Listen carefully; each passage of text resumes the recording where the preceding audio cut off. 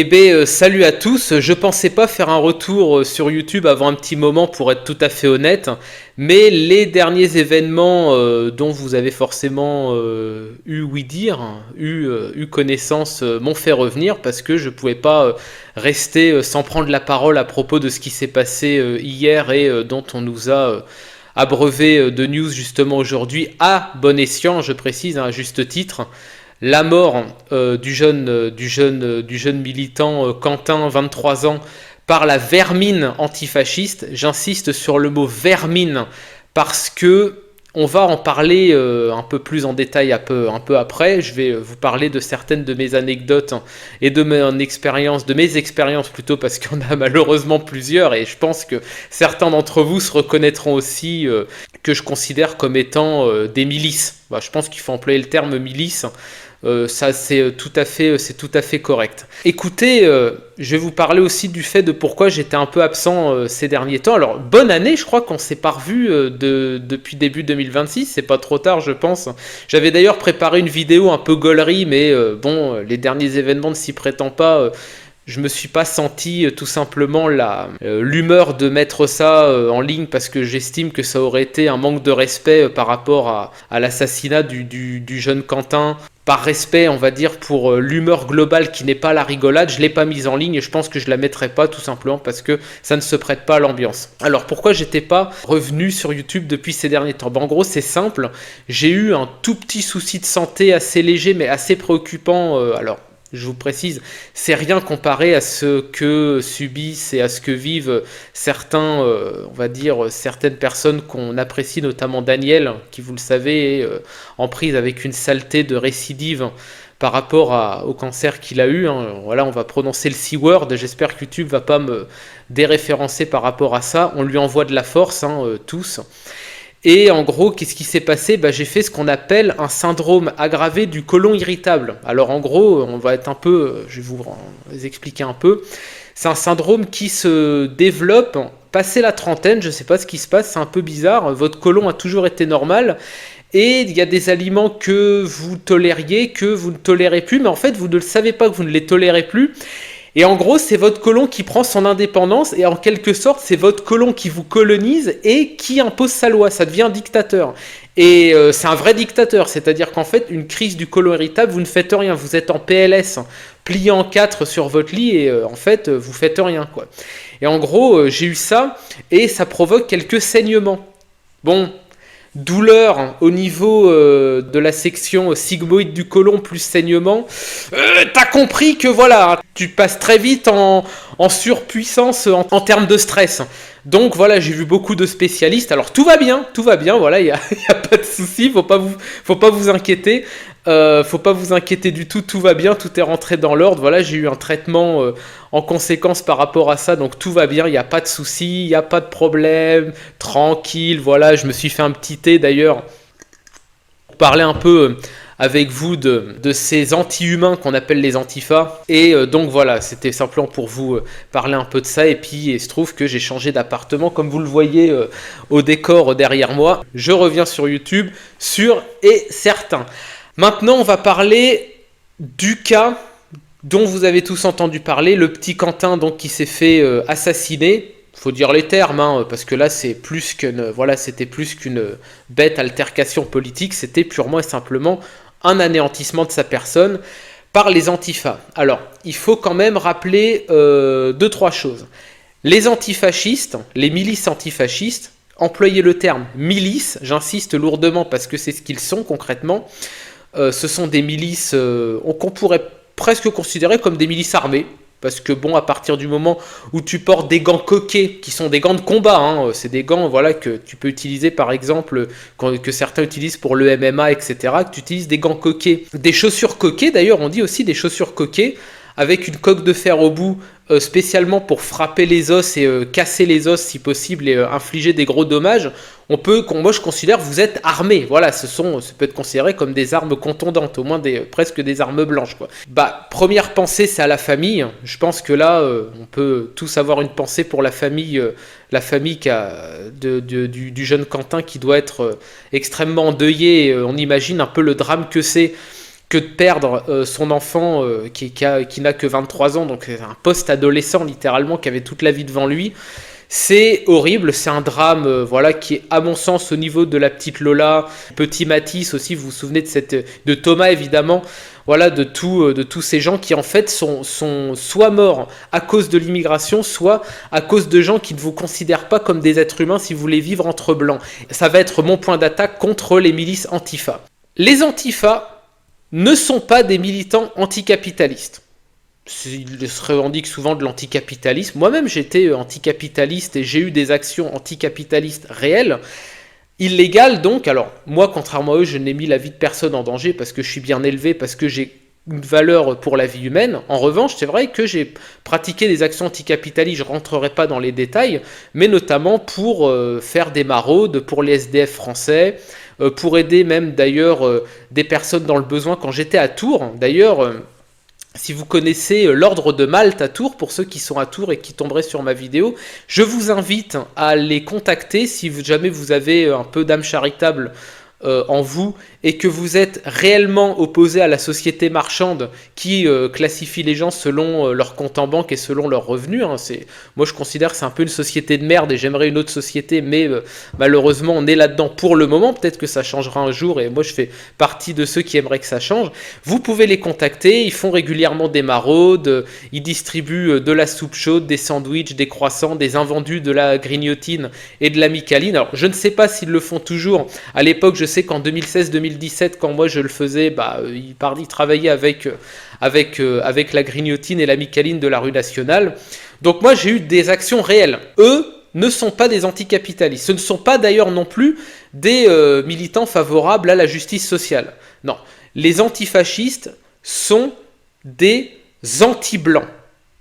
Ce sont des gens qui, à partir du moment où vous manifestez la simple idée de vivre entre Européens, en fait, voilà, c'est-à-dire de ne pas faire venir toute l'Afrique ou toute l'Asie ou tout le monde entier en Europe et en France en particulier, vous haïssent à un point où ils veulent vous tuer. Et ça, moi, j'en ai fait les frais plusieurs fois quand j'étais à Tours. Les antifas sont des militants anti-européens, anti-blancs. Le but des antifas n'est pas la justice sociale. Le but des antifas n'est pas la fin de la société capitaliste, le but des antifascistes est de noyer le monde blanc sous le caca africain. Et j'insiste très lourdement là-dessus.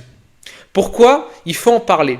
Parce que, et là je pense qu'il va falloir revenir un peu sur le fonctionnement des groupes antifascistes.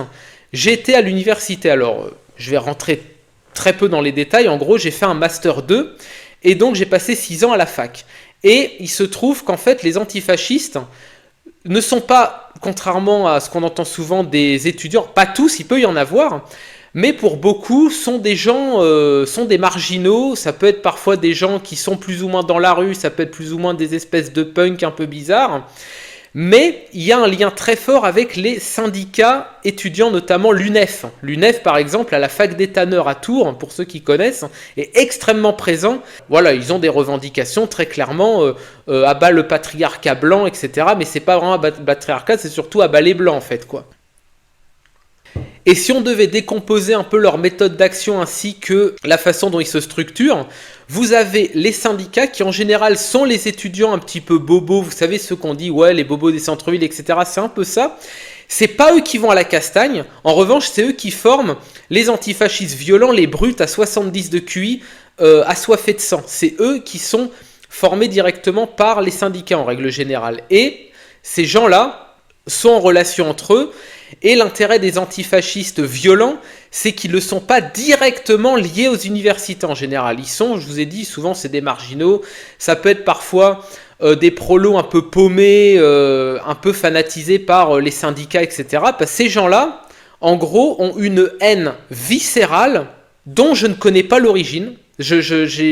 Encore maintenant, j'essaye de me faire une raison de pourquoi ils sont comme ça. Je ne comprends pas et je ne vois pas de raison autre que, en gros, ils se sentent coupables d'être blancs.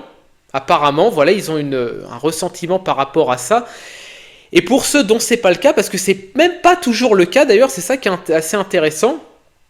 Quand ça n'est pas le cas, ils ont un ressentiment contre la société occidentale dans son ensemble, même d'ailleurs contre les franges les plus précarisées de la société occidentale qui ne veulent pas de l'immigration non blanche. Et là, on va arriver lentement à l'affaire avec Némésis et avec le jeune Quentin. Donc ces gens-là, je les ai fréquentés. Je les ai fréquentés, certains de près, d'autres d'un peu plus loin. Et comme il se trouve que j'avais un ou deux bons contacts, on va dire ça comme ça, auprès du syndicat de l'UNEF, c'est-à-dire qu'en fait, comme quand j'étais étudiant, alors je me suis, on va dire, conscientisé au niveau de la question ethnique, je dirais vers 2015-2016. Pour moi, l'une des bascules a été Charlie Hebdo, comme pour beaucoup de gens en réalité, et je dirais que le clou d'achoppement dans le cercueil, c'était le Bataclan. Voilà, le Bataclan, pour moi, il n'y a pas de retour en arrière, si tu veux. Avant ça, j'étais un peu, on va dire, je vais pas dire hippie, mais j'étais un peu baba cool, on va dire, un peu gentillet, voilà, le mec avec la guitare et tout ça, quoi. Et donc, comme j'en connaissais certains, il se trouve que même une fois que j'avais fait mon coming out racialiste, et ben, même si les antifas me haïssaient, vu qu'ils connaissaient des mecs, des syndicats qui eux-mêmes, même s'ils m'aimaient peut-être un peu moins qu'avant, me considéraient encore plus ou moins comme une de leurs bonnes connaissances, on va dire, avec qui ils avaient des bons rapports, me foutaient quand même la paix. En revanche, pour ceux qui ne me connaissaient pas et avec qui j'ai eu des démêlés à Tours et à Orléans, la ville d'Orléans, je vais en parler aussi, où les groupes antifascistes, alors je crois qu'il y a eu pas mal de nettoyage des groupes antifascistes à Orléans, mais jusqu'en 2017, ils étaient très présents et très méchants, une haine viscérale en eux par rapport à tout symbole identitaire. Il faut voir un peu de quoi on parle. Je vais vous donner une anecdote. Alors là, on est à Orléans, on est fin 2016, début 2017. Donc là, on est un peu en mode Trump vient de passer. On peut un petit peu se décomplexer sur la question ethnique et dire qu'on en a de plus en plus marre des non-blancs, sans que ça choque les gens plus que ça. Et d'ailleurs, moi, je me souviens que à part les antifas, j'insiste sur le fait que à part les antifas, la plupart des gens avaient une réaction plutôt positive à mes critiques sur l'immigration non blanche. J'insiste sur l'immigration non blanche parce que à l'époque, je m'étais déjà désolidarisé de ce qu'on appelle les souverainistes qui critiquent l'immigration dans leur ensemble et qui ont en réalité aussi des comptes à régler avec l'identité européenne. Je mets au premier rang de ceux-ci Pierre-Yves Rougeron qui a beaucoup plus en fait de détestation contre les Allemands que contre, je sais pas moi, les Algériens au hasard ou toute l'immigration africaine qui arrive, qui d'ailleurs ne vient même pas des anciennes colonies françaises, c'est pour ça que cet argument-là ne fonctionne pas.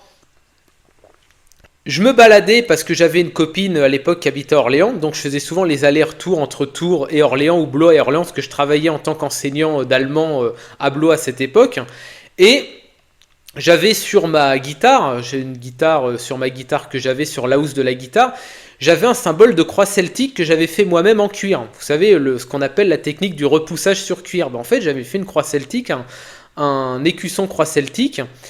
Et je vais peut-être vous surprendre, mais globalement, j'avais des bons retours là-dessus. C'est-à-dire que des fois, il y a des gens, notamment, vous avez la grande rue Jeanne d'Arc à Orléans, qui passaient parfois en vélo et qui me faisaient comme ça. Ouais, c'est cool la croix que tu as sur la housse de ta guitare. Et certains même, des fois, s'arrêtaient pour parler. Et un jour, j'étais place du Mar 3, pour ceux qui connaissent Orléans, et vous avez des fois des terrasses de café, et je m'étais arrêté un petit peu parce que je cherchais je sais plus quelle rue, et je demande à des gens qui étaient assis en terrasse, c'était des gens plutôt jeunes, c'est-à-dire ils avaient grand max la quarantaine, donc on va dire des jeunes adultes dans la force de l'âge, quoi, et ils avaient des coupes assez courtes.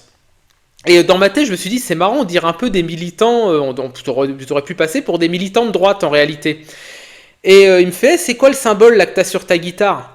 Je lui dis, c'est un symbole identitaire, voilà, c'est une croix celtique, c'est très commun. Il dit, ouais, casse-toi d'ici. Et là, à ce moment-là, j'ai vu un cliquet se rabattre dans ses pupilles. En fait, la haine était montée immédiatement. Un identitaire, c'est un raciste blanc, un ennemi, en gros un ennemi de la civilisation, quoi. Voilà. J'aurais pu en fait parler avec eux de toute la question sociale, on aurait été d'accord sur tout. Oui, il faut maintenir la sécu, il n'y a pas de problème. Oui, la justice sociale, c'est bien. Augmentation des salaires. On baisse l'âge de la retraite des professions les plus à risque au niveau physique, tels qu'éboueurs, travailleurs du bâtiment, etc. Mais je veux vivre entre blancs. Et là, ça annule tout le reste. Dans la tête d'un antifa, ça annule tout le reste, même si vous êtes plutôt de gauche sur les questions sociales, comme c'est mon cas par exemple. Ces gens ont la haine viscérale des gens qui veulent vivre entre Européens. Et c'est pour ça que je dis que ce ne sont pas des vrais militants anticapitalistes, ni des gens qui sont pour la justice sociale ou quoi que ce soit. On ne les voit jamais, par exemple, militer au siège, on va dire militer au siège des grandes chaînes, des grands groupes médiatiques, je sais pas, on les voit jamais militer contre TF1, contre BFM TV, contre CNews, contre anciennement C8, contre I24 ou je sais pas quoi. On les voit jamais militer, on les voit jamais aux portes. Pourquoi ? Mais parce qu'ils se feraient balayer par les flics. Tout simplement. On ne les voit d'ailleurs jamais non plus militer, par exemple, face aux usines Louis Vuitton, Bernard Arnault, qui symbolise quand même, on va dire, ça symbolise quand même le grand patron, l'ultra-capitaliste, qu'on n'a rien à foutre de rien, et dont l'intérêt est de se gaver, d'exploiter les gens. On les voit jamais. On les voit jamais. C'est des baltringues en réalité. Par contre, où est-ce qu'on les voit ? Eh ben, on va les voir, par exemple, aux cérémonies de commémoration des victimes du Bataclan. On va les voir aller chier sur la tombe de Jean-Marie Le Pen. On va aller les voir détériorer des tombes de gens qu'ils ont identifiés comme étant des ennemis politiques, comme étant des méchants fascistes ou quoi que ce soit. Là, on va les voir. C'est-à-dire qu'en fait, ils ont des combats d'arrière-garde qui ne servent absolument pas ni la justice sociale, ni le peuple blanc d'en bas. Donc, ils sont des ennemis à tous les niveaux. C'est à la fois des ennemis de classe, ce sont des empêcheurs raciaux, on pourrait dire. Pas des ennemis au sens strict, puisque de fait, ils sont blancs. Très souvent, les antifas sont des Français blancs tapés de la tête, mais Français blancs quand même. Mais ce sont des empêcheurs raciaux, des empêcheurs ethniques. Et quand vous avez compris ça, vous avez tout compris. Et donc, pour finir mon anecdote, le mec, il m'a dit « Casse-toi d'ici, et on va te faire la peau. » Et de ma vie, la seule fois où j'ai ressenti une telle haine et une telle envie, en fait, de la part de quelqu'un de me détruire physiquement, c'était dans les yeux de l'islamiste qui m'avait menacé quand j'étais musicien de rue, parce que j'ai aussi un passif de musicien de rue, quand j'étais à Tours.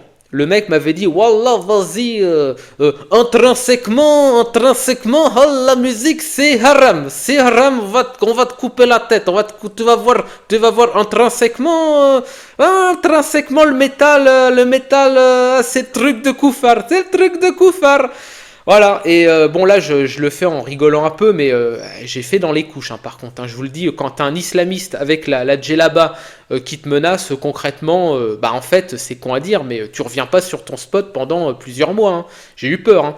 Je me rappelle, j'avais déserté le spot pendant au moins 3-4 mois parce qu'en gros, je me suis dit, le mec il va ramener des racailles, les racailles de la cité de Jouer-les-Tours, de Saint-Pierre-des-Corps, qui est une ville pourrie aussi par les racailles. Et le mec va me faire la peau, en fait. Il va me tuer, il va me faire tuer, quoi. Donc, en fait, il y a un risque réel de mort au contact à la fois des islamistes et des antifas. Et donc, pour en revenir à l'affaire du jeune Quentin, il s'est proposé de participer au service d'ordre pour les Némésis. Alors, je connais pas trop les Némésis, je me suis pas trop intéressé à ça. J'ai compris que c'était pas trop mal parce qu'en gros, elles ont un discours complémentaire à celui des discours habituels des féministes sur les VSS. Alors VSS, pour ceux qui savent pas, c'est les violences sexistes et sexuelles. En gros, les Némésis valident le discours, on va dire, des féministes un peu classiques, en ajoutant simplement que beaucoup de violences et d'agressions de rue sont le fait, en fait, quasi exclusif. Je ne nie pas l'implication, on va dire, de certains vieux blancs un peu chelous, un peu alcoolisés, mais à plus de 90% des cas, c'est du non-blanc et très souvent du maghrébin. Plus que du noir d'ailleurs, il faut quand même le dire. Alors, je ne suis pas en mode, l'immigration noire c'est cool ou quoi, mais de fait, la haine raciale sexuelle, c'est un truc de maghrébin. C'est un truc, l'humiliation de l'homme blanc par la possession de la femme blanche, c'est un truc de maghrébin. Vraiment, c'est un truc de chez eux, quoi. Et les Némésis, c'est un peu leur discours. Alors, moi, je trouve que c'est intéressant dans la mesure où ça fait complément. Bon, apparemment, la gauche n'est pas trop fan de ça. Et donc, le jeune Quentin a voulu donc faire le service d'ordre des Némésis. Et en fait, tu avais la jeune garde. Alors, je pense que là, maintenant, il va falloir publiquement faire un appel à la dissolution de la jeune garde. Je fais appel publiquement à la dissolution de la jeune garde. Et j'encourage également à dénoncer les antifas comme des milices armées. Parce que c'est ce qu'ils sont concrètement. Gants coquets, on rappelle, gants coquets, c'est des trucs de MMA. C'est des trucs de sport de combat, c'est des trucs d'arts martiaux. Donc on va voir un peu les faits. Alors là, on va regarder ce que dit Laurent Berton. Alors là, j'ai sur mon Facebook, on va voir un peu ce qu'il en dit.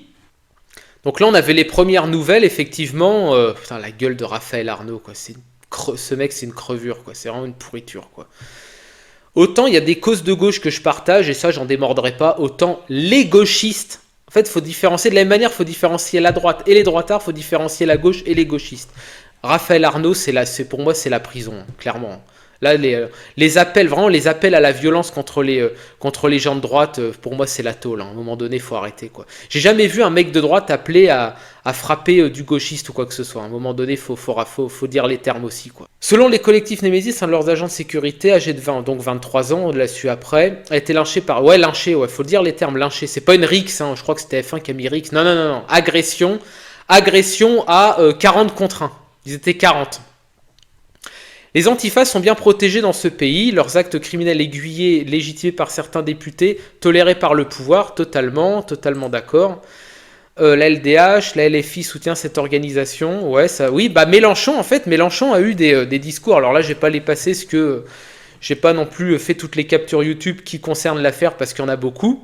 Il y a beaucoup d'ailleurs de newsers. Alors, habituellement, les newsers, je les porte pas forcément dans mon cœur. Maintenant, ils ont fait un bon boulot là-dessus. Il y a un mec d'ailleurs, il s'appelle Jungo, je sais pas comment on prononce. C'est un newser, c'est un nouveau newser. Il a fait je trouve qu'il a une bonne vibe. Il a fait un bon react là-dessus en mode assez détendu, mais finalement en disant les termes, quoi. Et je pense que c'est le ton qui était approprié. Nous le disons fièrement, la jeune garde est essentielle justement parce qu'elle a pour mission depuis sa création de lutter contre l'extrême droite, contre des groupes fascistes et néo-nazis de plus en plus violents partout en France. Alors, on va rappeler une bonne fois qu'il n'y a pas de fascisme en France. Faut arrêter avec ça. Ni à gauche ni à droite. Le fascisme, c'est une manifestation politique des années 20. Ça n'existe plus en fait. Faut arrêter de sortir le terme fasciste à chaque fois. Et il va aussi d'ailleurs falloir une bonne chose, c'est que les gens de droite arrêtent de dire « Ah mais en fait c'est eux les vrais fascistes et pas nous ». On s'en bat les couilles en fait, c'est pas la question, il n'y a pas de fascisme. Il n'y a pas besoin d'être fasciste pour être turbo-agressif et turbo-endoctriné à détester ton ennemi à mort. Je veux dire, tu regardes ce que faisaient les militants socialistes radicaux à la fin du 19e siècle, c'était pas du fascisme. Ils attaquaient à la raquette plombée et puis à la matraque. Ça, c'était des arrachages de mâchoires, c'était pas des fascistes. Pareil pour les militants écologistes radicaux qui mettent le feu par exemple à des tractopelles ou à des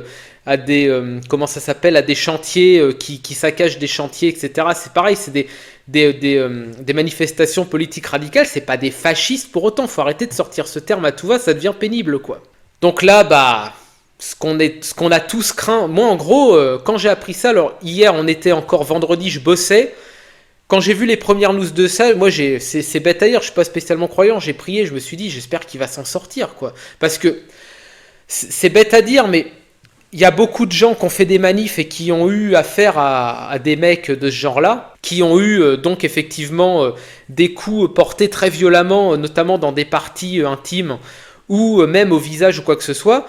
C'est bête à dire, tu fais une semaine d'hosto et après tu t'en es plus ou moins remis, quoi. Et je me suis dit, il va s'en remettre. Et putain, je vois ça, mais j'étais furieux.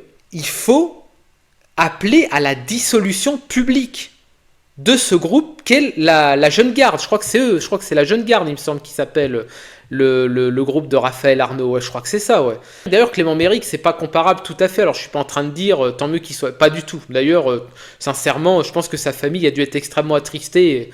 Et moi, je ne peux que compatir à ce truc-là.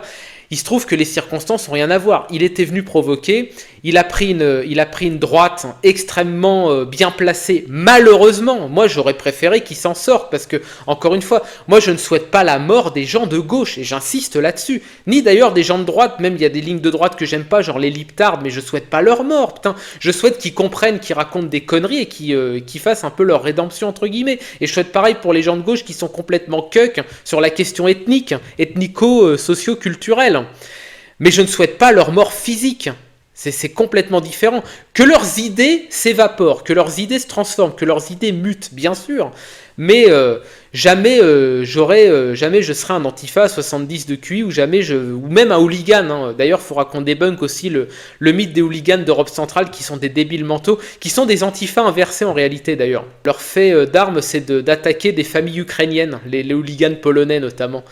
Que Nawrocki finance. Hein, voilà, je vais me faire des ennemis avec cette capsule.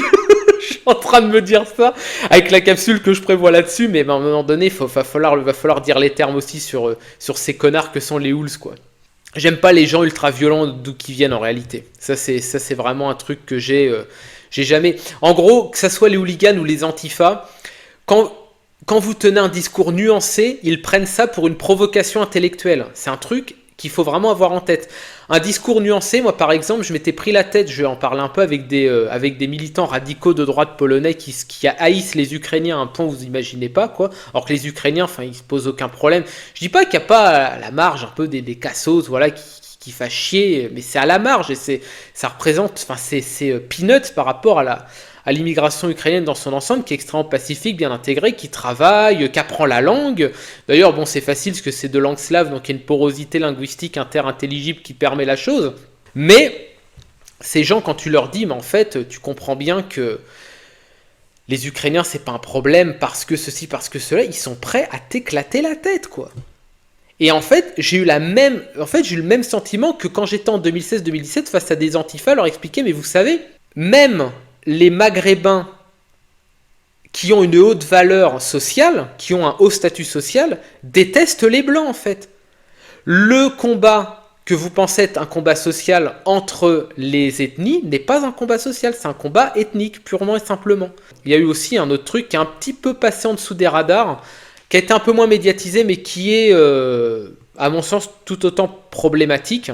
Encore une attaque terroriste à Paris, mais bon, je vous ai dit, je pense qu'à mon avis, avec l'affaire de Quentin, c'est normal, hein, moi je comprends que voilà, on s'émeuve de Quentin parce qu'il mérite, à mon sens, une attention toute particulière.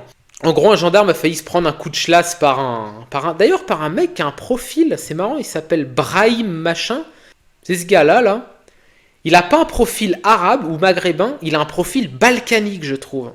C'est très bizarre. Ça pourrait être tout à fait un mec d'Albanie ou bosniaque, toi, parce qu'il s'appelle Brahim et il s'appelle Brahim Mohamed. Intrinsèquement, il s'appelle Brahim. Les Balkaniques, les Bosniaques, les Albanais, c'est l'islam de l'amour. C'est les soufis fait des soufistes. Les soufistes de l'amour. Ouais, il a un profil un peu balkanique. Et en gros, par contre, il s'est fait plomber, lui. Là, les flics, ils ont riposté. Et j'ai envie de dire un terroriste de moins. On va pas pleurer. Apparemment radicalisé dès les années 2010. Hein. Encore une fois, je vous dis, j'avais fait une vidéo sur les réseaux terroristes qui s'interpénètrent, sans mauvais jeu de mots, hein, parce que bon, on sait que l'homosexualité au Maghreb, c'est pas une chose rare. Hein. Allez, c'est la petite tacle pour énerver les quelques chances pour la France qui tomberaient sur ma vidéo.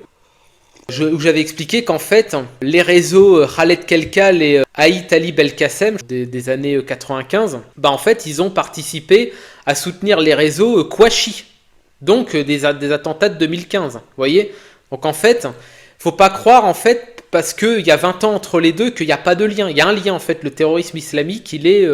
en fait, tu peux remonter un fil jusqu'aux années 70 en réalité. C'est plus ou moins les mêmes familles, voilà, ils se transmettent le flambeau, voilà. Oh, Zouzou, je te transmets, regardez, c'est le couteau, ça c'est le couteau, moi j'ai tranché le coup des guerres, tu vas trancher le coup des guerres, et intrinsèquement, tu vas avoir grand avenir. Parce qu'Allah, il est très rétributif. Tu vas avoir 95, 87, les 1000 vierges, la maman.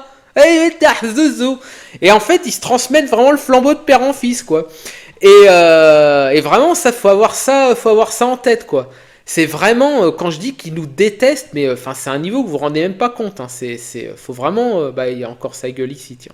Faut vraiment avoir ça en tête, quoi. En plus, ont été publiées des images. Ça, c'est Daniel qui a mis ça en ligne. Vous irez. Alors, quand je dis Daniel, c'est Daniel Conversano qu'on embrasse, hein, à qui on envoie de la force pour les épreuves de santé qui vit en ce moment. Qui a publié des images par rapport à ça, par rapport à cette histoire. Ils sont littéralement à le frapper au sol. Et c'est un truc de zinzin, quoi. Quand vous avez, par exemple, des espèces d'hurluberlus comme Jack le Fou, etc., qui font des critiques de l'islam qui arrivent avec 15 ans de retard. Jack le Fou, en fait, c'est Majidou Kacha, mais sans le talent. Et le problème de Jack le Fou, c'est qu'il a été mis en avant par le précepteur. J'aime bien sa chaîne, mais il a quand même parfois une tendance, des fois, à mettre en avant des sacrés bozos, hein, quand même. Hein. Et donc, effectivement, mis aussi en avant par la tronche en biais, curieusement, parce qu'il avait une approche critique de l'islam de gauche laïque. Donc, effectivement, c'est un peu la ligne de la tronche en biais. Vous connaissez Assermandac, c'est une chaîne que j'aime bien. C'est de la très bonne vulgarisation par rapport aux problèmes des pseudosciences, des dérives sectaires et de ce genre de choses. Et donc, Jack le Fou arrive avec une ligne qui en réalité c'est une ligne un peu SOS racisme, l'islam c'est pas bien parce que ça crée du clivage culturo-religieux entre les gens alors qu'en fait on pourrait tellement s'aimer entre maghrébins, entre noirs, entre asiatiques, entre blancs et tout. Bah non. Et en fait ce qu'a pas compris Jack le Fou c'est que les Français se servent de la critique de l'islam comme une pipeline autorisée pour en fait exprimer leur ras-le-bol de la communauté maghrébine. Mais l'islam, on en a rien à foutre en réalité. Moi sur ma chaîne, on m'a dit, Grattard, quand même, t'as jamais fait de critique de l'islam, mais parce que l'islam, c'est un bouquin. C'est un bouquin. C'est comme la Bible, c'est un bouquin. Le Talmud, c'est un bouquin, on s'en fout en fait. C'est pas la question. La question, c'est quels sont les gens qui professent ces écrits, qui mettent une foi indéfectible et une foi solide dans ses écrits. Bah, c'est des fous furieux en fait. Et même les Maghrébins désislamisés sont un problème. Moi je rappelle que je sais plus quelle affaire, je crois que c'était, je sais plus si c'était Strasbourg, je crois que c'était dans l'est de la France, je sais plus si c'était Strasbourg, Colmar ou je sais pas quoi. Il y a vu des gamins agressés dans un centre, pas dans un centre aéré, je veux dire dans un parc pour enfants. Eh ben, mais c'est un chrétien d'Orient. Chrétien, oui, mais d'Orient, il est là le problème en fait, d'Orient, voilà, c'est ça le problème, il est là le souci. Donc, bah écoutez, voilà, moi c'est ce que j'avais à dire par rapport à cette affaire. Et je sais qu'il y en a aussi, c'est ça que je voulais rajouter comme mot de la fin, donc appeler à la dissolution de la jeune garde, ça me paraît être une évidence, hein, ça c'est clair. Et il faut aussi exiger ça. J'ai entendu un bruit bizarre, c'est pour ça, mais bon, bref, c'est pas Raphaël Arnaud qui est en train de monter au balcon.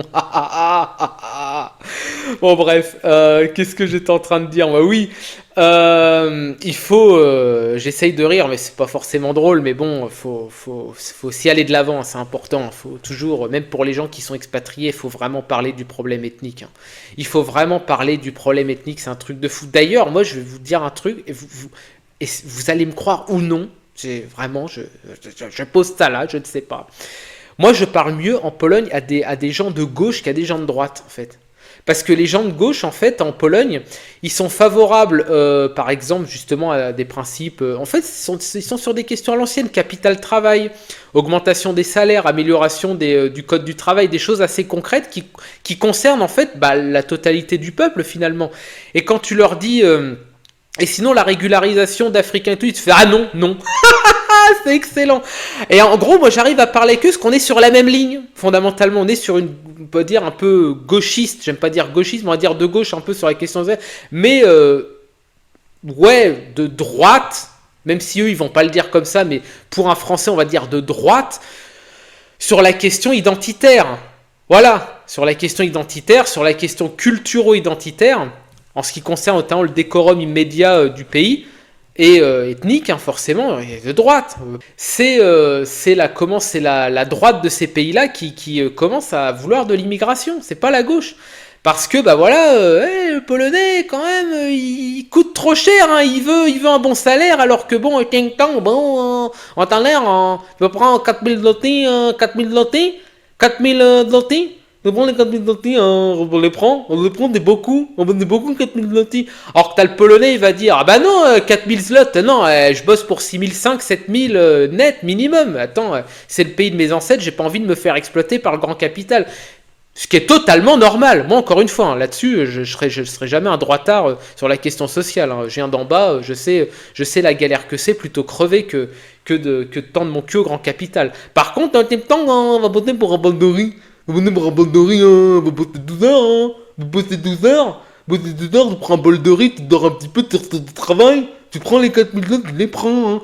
Et donc, effectivement, c'est la droite patronale polonaise qui commence à pousser au cul pour faire venir des non-blancs. Voilà. Et c'est plutôt les gens de gauche qui disent non, mais non, en fait, non. On va augmenter les salaires pour les Polonais, d'accord ? Vous allez arrêter de faire venir des non-blancs et vous allez vous faire enculer. Il faut que vous le sachiez, je parle polonais. J'ai pas un niveau qui est super élevé, mais qui est quand même assez bon pour pouvoir parler de ces sujets-là. Et j'ai accès aux gens sans avoir le prisme déformant de l'anglais de touriste. Vous savez, le globish dégueulasse. Et donc, voilà, c'est juste un petit truc un peu marrant, voilà, que je voulais balancer maintenant, quoi. Et aussi les gens qui sont sur Twitter. Alors, je sais pas comment vous êtes pour être sur Twitter. Moi, si je suis sur Twitter, je tombe fou. Bah, d'ailleurs, j'ai pas le temps, parce que moi, je bosse. Je vais reprendre la guitare. D'ailleurs, j'ai posté des vidéos où je joue de la guitare aussi un petit peu. Ça sera un peu marrant. Je ferai des reacts. Un peu de gratte, tu mets un coup de Creeping Death de Metallica. D'ailleurs, je vais peut-être le faire en insert. Là, je sais pas, parce que j'en ai 2-3 des vidéos comme ça. Et puis j'ai d'autres projets. Voilà, je peux pas être sur Twitter. Puis sur Twitter, en fait, c'est la liberté d'expression pour le meilleur et pour le pire. Pour le pire surtout d'ailleurs, parce qu'en réalité, c'est là où les gens ont tendance à vraiment dire ce qu'ils pensent, parfois de manière un peu trop défiltrée, déminéralisée, je dirais. La déminéralisation de la pensée pour le pire. Et je sais que certains d'entre vous ont vu les réactions, c'est ça dont je voulais parler maintenant, de nos DZ préférés. Je parle d'eux en particulier parce que c'est eux les on va dire les égorgeurs en puissance, quoi. Signalement Pharos. Faites des signalements Pharos pour ceux qui ont Twitter. Alors, je ne sais pas comment fonctionne la modération Twitter. Pour ceux qui sont dessus, vous allez peut-être pouvoir m'éclairer en commentaire. Je ne sais pas si vous avez déjà eu recours à ce genre de procédure. Est-ce que quand on signale un post massivement, le post est supprimé et son auteur réprimandé? Je ne sais pas comment ça se passe.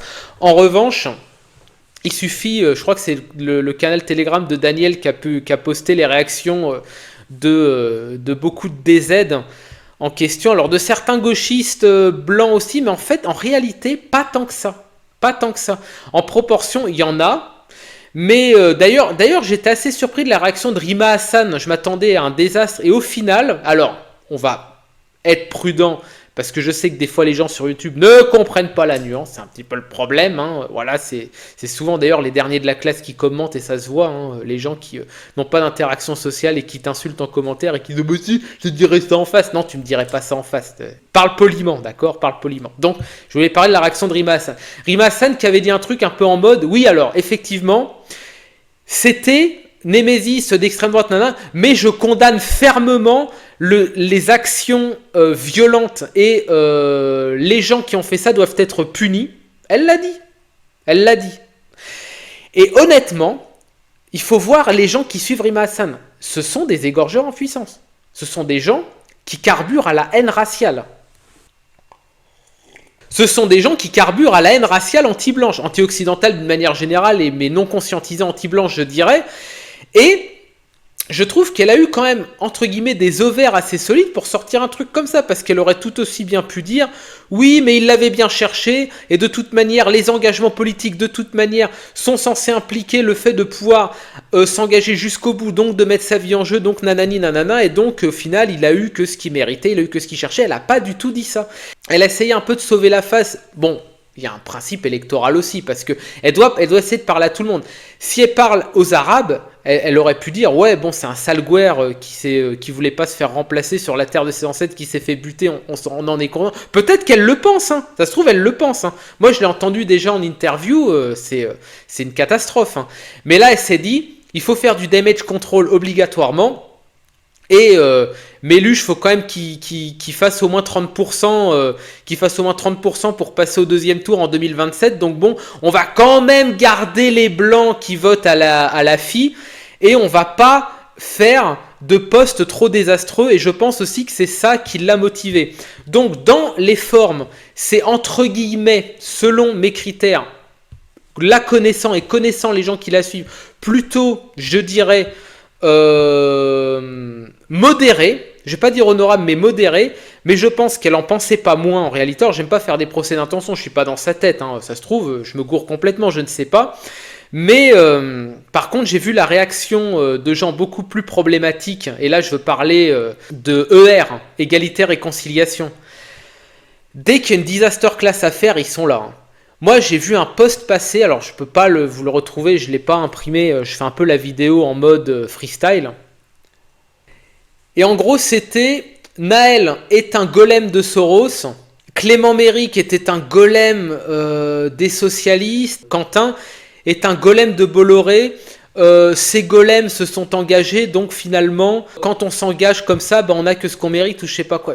J'étais en mode, mais allez vous faire enculer en fait, quoi.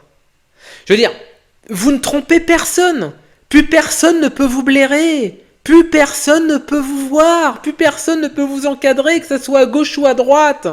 Ce qui est drôle, c'est que la gauche, à la FI, ils ont une partie du discours ER, mais avec une haine raciale anti-blanche quasi revendiquée. Mélenchon, c'est un candidat, voilà. D'ailleurs, je pense que c'est ce qui bloque beaucoup de Français à voter pour la FI, c'est Mélenchon, parce que Mélenchon a la haine des blancs. Il a la haine des blancs. Il déteste la race blanche. Il déteste les blancs réellement, quoi. Voilà, il a une vraie haine contre les blancs. Je pense que si c'était un mec genre Ruffin ou Roussel, qui n'a pas de haine anti-blanc, ils ont pas, sont de gauche, hein, ils ont un logiciel, on va dire, crypto-marxiste, nanani, nanana, il n'y a pas de souci, mais ils n'ont pas la haine. Mélenchon, il faut comprendre qu'il a un compte personnel, il a une haine personnelle, il a une revanche personnelle à prendre contre les sociétés occidentales envers lesquelles il ne s'est jamais senti intégré. Et il a toujours préféré, comme il le dit, Marrakech, Alger, etc. Parce que c'est multiculturel, et puis il n'y a pas ces salauds de colons, etc. Et pour le dire clairement, ER. Maintenant, la FI a repris votre ligne avec plus de talent, donc il n'y a plus que des paumés qui vous suivent. Et moi, je suis toujours effaré que t'aies des mecs identitaires, je dis bien identitaires, j'ai pas dit des droitards vaguement souverainistes à la Rougeron, je parle de gens identitaires, donc racistes pro-blancs, voilà, on va dire les termes, voilà, qui veulent vivre, des gens comme moi, voilà, qui veulent vivre entre blancs, qui suivent ces putains de bozos. Ce sont des bozos, ER, faut leur mettre un nez rouge comme Teddy Boy et puis se planquer derrière un Yuka et faire Yukaidi, Yukaida. C'est des bozos, ER. Qui c'est qui suit ça encore? Et j'ai vu Kentra. Kentra, je sais pas si tu vas voir la vidéo. Mais vraiment, moi je pense que t'es un garçon intelligent. Je dis pas ça pour flatter bêtement, mais il y a des choses, je t'ai déjà écouté, d'accord? Je t'ai déjà entendu développer sur certains sujets, notamment sur le rapport de classe, d'accord? Sur le rapport capital-travail. Bosse là-dessus. Reste là-dessus, d'accord? Laisse tomber les délires, le vaccin Covid, la bite à Brigitte, la 5G. Laisse tomber ça, d'accord? C'est des trucs de mongols. C'est des trucs de débiles mentaux, ok? Parle à des gens intelligents. Parle à des gens qui se sentent opprimés au quotidien. Et les premières personnes à se sentir opprimés au quotidien, c'est les blancs prolétaires, d'accord? C'est les blancs qui sont obligés de se salarier pour bosser. C'est à eux que tu dois parler. Et pas sur une espèce de ligne à la complotiste, avec tous les délires à la Xavier Poussard, à la Xavier Azalbert. Il y a un problème avec les Xavier, hein, d'ailleurs. Hein. J'ai tendance à dire que quand même, Xavier, entre les Xavier Azalbert, Xavier Poussard et Xavier... comment il s'appelle l'autre là comment il s'appelle là, l'autre qui est en Russie, là, qui suce le membran de Poutine, là, Moreau, Xavier Moreau. Oh là là, c'est une disaster class. Tous ces mecs-là, c'est... Mais arrête de suivre ces mecs-là. Tu vaux mieux que ça, gros. Tu vaux mieux que ça. Voilà, rejoins les identitaires. Reste sur une ligne de gauche sociale, d'accord? Il n'y a pas de problème. Moi, par exemple, c'est mon cas, ok? Rejoins les identitaires. Arrête d'être un Algérien mental. Arrête d'être un Algérien mental. Voilà, c'est le discours que je voulais un peu donner, quoi. Et donc, pour ceux qui sont sur Twitter, faites marcher la modération à fond. N'hésitez pas à essayer de faire bannir des comptes de DZ qui se réjouissent de la mort du pauvre petit Quentin, d'accord? Pharos, si vous le pouvez. Et écoutez, on se retrouvera pour des prochaines. Pour des prochains React. Je préparais des formats React et ça sera rigolo, voilà. Et bonne année quand même. Même si, je reconnais, elle commence pas sur les meilleures moutures, mais il ne tient qu'à nous de la faire avancer dans de meilleures conditions.